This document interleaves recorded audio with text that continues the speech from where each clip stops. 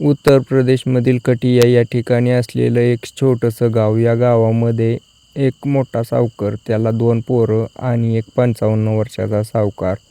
आता यांच्या घरी एक महिला काम करत होती. या महिलेचं नाव सोनाली. सोनाली ही यांच्या घरी काम करायची. दिसायला सुंदर होती. घरी जाऊन पतीसोबत निवांत राहायची. अजूनपर्यंत हिला संतान वगैरे काही नव्हतं. पती दारू पिणारा. ज्यावेळेला तो तिला पैसा मागायचा, ही देत नव्हती. मारामारी करायचा तिच्यासोबत. तिची एकदम बेकार अवस्था झालेली होती. ज्यावेळेला लग्न करून आली त्यावेळेला एकदम धष्टपुष्ट असलेली ही सोनाली आता एकदम वाळून काडीसारखी झालेली होती. तिची अवस्था आसपासच्या लोकांना बघवत नव्हती. हिच्याकडे कसलाही पैसा नव्हता, साधन नव्हतं पैसा कमवण्याचा. त्यामुळे तिला एका मैत्रिणीने सांगितलं की आपल्या गावात जो सावकार आहे रामपाल नावाचा, त्याच्यापाशी तू काम करू शकते. त्यांच्या रानामध्ये कामासाठी भरपूर मजुरांची गरज असते. तसंही तुझा पती तुझ्यासोबत जे करतोय ते बघून दया येईल त्यांना आणि तो तुला काम देतील, चांगला पगार भेटेल. सोनाली आता तिच्या मैत्रिणीचं ऐकून त्या सावकारापाशी जाते. भला मोठा सावकार, 100 ते 150 एकर शेती असलेला. आता याच्याकडे ज्या वेळेला सोनाली काम मागण्यासाठी जाते, सावकार 55 वर्षाचा होता. याची पत्नी 3-4 वर्षापूर्वी वारलेली होती आजाराने. त्यावेळेला त्याने भरपूर महिलांसोबत असे काही केले होते की जे आता मी तुम्हाला सांगू पण शकत नाही, एवढं बेकार. जी कामाला बाई यायची तिची ही नाडी सोडल्याशिवाय सोडतच नव्हता. तर त्यावेळेला हे सोनालीला त्याच्याबद्दल काहीच माहीत नव्हतं. हा रामपाल 55 वर्ष वय असलेला तिच्या शरीराकडे खालूनपासून वरपर्यंत बघतो. एकदम दिसायला सुंदर होती पण वाळून गेलेली. तिला म्हणतो, बोल की काय काम? ती सोनाली म्हणते की मला काम पाहिजे तुमच्या इकडं. माझा पती दारू पितो, पैसा कमवत नाही. हा रामपाल तिला म्हणतो की ठीक आहे, काय अडचण नाही, तुला काम देतो मी. फक्त तुला मन लावून काम करावं लागेल. मी जे सांगाल ते करावं लागेल. जे सांगाल ते त्याच्यावरती जोर देऊन बोलतो. सोनालीला त्याचा इशारा समजतो पण तिच्यापाशी काही दुसरा पर्याय नव्हता. सोनाली त्या दिवशी घरी जाते. दुसऱ्या दिवशी पतीला सांगते की तू तर काम करत नाही, मला काम करायला जायचं आहे. तिचा पती तिला होकार देतो, जा म्हणतो. तसा स्वभावाने चांगला होता पण दारूच्या व्यसनामुळे त्याचं शरीर खराब झालं होतं, मन खराब झालं होतं.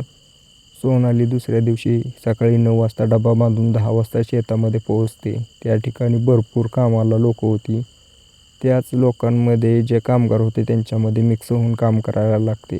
आता जरा टायमावरती जेवण, टायमावरती खाणं पिणं, आता जरा टेन्शन कमी झालं आणि त्या ठिकाणी असलेल्या महिलांसोबत मैत्री झाली होती. त्यांच्यासोबत बोलून मन मोकळं करणं, कामाचा एवढं पण काय लोड नव्हता. त्यामुळे आता ही सुकलेली सोनाली आता धष्टपुष्ट झालेली होती. सगळं टायमिंगवर व्हायचं. त्यामुळं दिवसभर माणसामध्ये असल्यामुळं पतीचंही टेन्शन नसायचं. आता या सगळ्यामुळे पहिल्यापासूनच सुंदर दिसत असलेली ही सोनाली धष्टपुष्ट झाल्यामुळे तिच्या शरीर एकदम आकर्षित झालेलं होतं आणि याच आकर्षित झालेल्या शरीरावरती रामपाल फिदा झाला होता. रामपाल आता हळूहळू हिच्यावरती डोरे टाकू लागला होता. घरून रानामध्ये यायचा त्यावेळेला या सोनालीकडे बघायचा. सोनाली ही त्याच्याकडे बघायची आणि स्मित हास्य करायची. तिलाही आता काही अडचण नव्हती. भरपूर दिवस झालं काम करत होती त्यामुळे ही आता चांगल्या प्रकारे याला ओळखून बसलेली होती. तिला माहिती होतं की हा व्यक्ती असा आहे की एखाद्या महिलेच्या मागं लागला की ते काम करूनच सोडतो, नाडी सोडूनच काढतो. पण याच्याही केसाची नाडी ढिल्ली करतो. एकदम भरपूर अशा प्रमाणामध्ये पैसा खर्च करतो. आता सोनालीची इच्छा होती की तिचा पती तर काय तिला खर्च करत नाही, नवीन साडी सणासुदीला घेत नाही, सोन्याचे दागिने घेत नाही. त्यामुळे सोनालीने विचार केला की ही सगळी हौस-मौज तर हा सावकार रामपालच भागवू शकेल.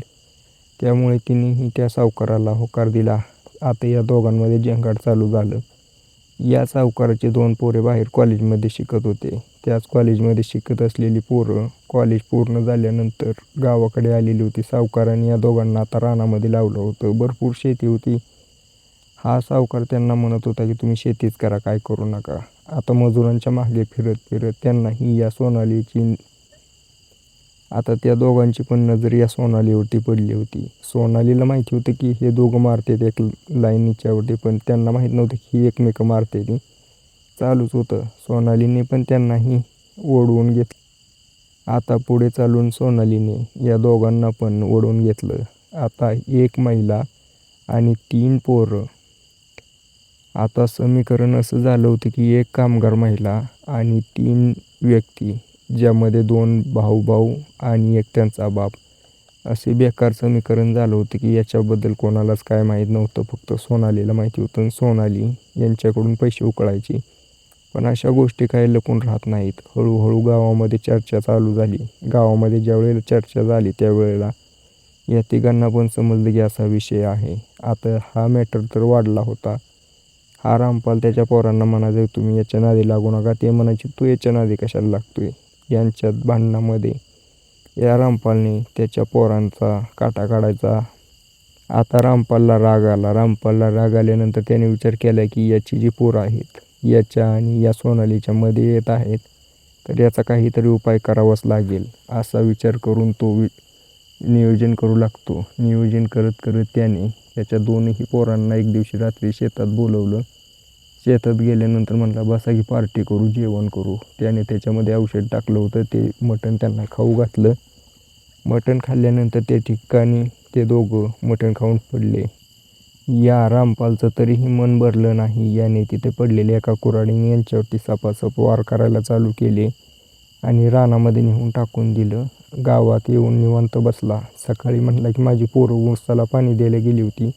सगळ्यांनी शोधाशोध चालू केली तर शेतामध्ये यांचे ते शरीर सापडलं. सगळ्यांना वाटलं की बिबट्याने काम केलं काय की. सगळ्या गावात चर्चा झाली, बिबट्याने काम केलं. पण पोलीस आली. पोलिसांनी बघितलं तर घाव होते त्याच्यावरती. शरीर काळं निळं पडलं होतं. पोलिसांना शक आला. पोस्टमॉर्टम केलं तर त्याच्यामध्ये हे सगळं मॅटर उघडकीस आला. आता शक घ्यायचा कोणावरती, तर गावामध्ये चर्चा होती ती ऐकली होती पोलिसांनी. पोलिसांनी सोनालीला बोलवलं. तिने सांगितलं की मला याच्याबद्दल काय माहीत नाही, पण या तिघांसोबतही चालू होतं. रामपालला बोलवलं. रामपाल सुरुवातीला काय बोलायला तयार नव्हता. पण शेवटी पोलिसांनी त्यांची ताकद दाखवल्यानंतर रामपालने पूर्ण सत्य उघडकीस केलं. त्याने सांगितलं की हे अवघड होतं. हे दोघं माझ्यामध्ये येत होते म्हणून मी हे सगळं केलं. पोलिसांनाही समजलं नाही की एक व्यक्ती असं कसं काय करू शकतो. पण शेवटी गुन्हा घडला होता. पोलिसांनी यांच्यावरती कारवाई करून जेलमध्ये टाकलं आहे. कोर्टामध्ये केस चालू आहे. कोर्टात यांना जी शिक्षा द्यायची ती देईलच. याच्यावरती तुमचं काय मत आहे मला कमेंट करून नक्की सांगा.